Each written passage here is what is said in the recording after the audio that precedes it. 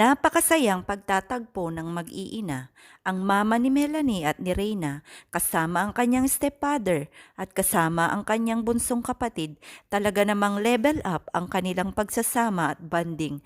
Napakaganda nilang pagmasdan at nanggigigil talaga si Reyna sa kanyang bunsong kapatid. Mga ka-Reyna, napakarami na namang napasaya ng video na upload ni Roda dahil buong pamilya ni Reyna ay nagkita-kita nga noong nakaraang performance ng kanilang United Nations Day. Ilang beses na kinarga ni Reyna ang kanyang kapatid na makikita natin na talagang mahilig nga ito sa mga bata at tuwang-tuwa nga si Mama Melanie kasama ang kanyang stepfather. Nandun din si Jomar na nag-abot ng cellphone ni Melanie dahil iniiwas nila kay Reyna na magkaroon ng cellphone ito upang hindi ito mag-trigger sa kasi cellphone. Kaya tuwang-tuwa ang lahat na talaga namang nabigyan si Melanie at ipinahawak muna sa kanya ang cellphone ni Reyna.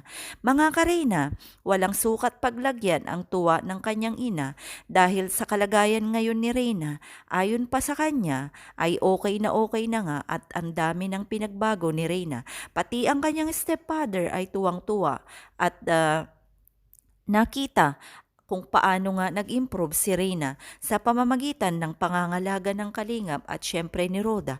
Kaya naman sana patuloy nating suportahan sama-samang ipanalangin ang kalagayan ni Reyna naway tuluyan na itong gumaling at syempre maging okay na ang lahat upang sa ganun ay lalo natin or lalo tayong maging masaya patungkol sa kalagayan ni Reyna na talaga namang ito ang ating sinuportahan mula day 1 hanggang ngayon ay nag-aalab pa rin ang ating pagmamahal sa Kanya. Sana ay ipagpatuloy natin ang ating pagsuporta kay Roda, lalong-lalo na kay Kalingap Rab at Kalingap Team upang sa ganun ay nandyan lang si Reyna sa kanilang pangangalaga. Ayon nga sa video, makikita natin na napakaraming mga senior citizen na dumalo upang panoorin ang performance ni Reyna. Napakasayang pagmasdan ang mga ito at syempre iba't ibang mga grupo at mga ibang supporters ni Reyna ay nandun upang matunghayan ang kanyang performance na talaga namang napaka-successful ito. Kaya mga ka-Reyna, sama-sama pa rin tayo.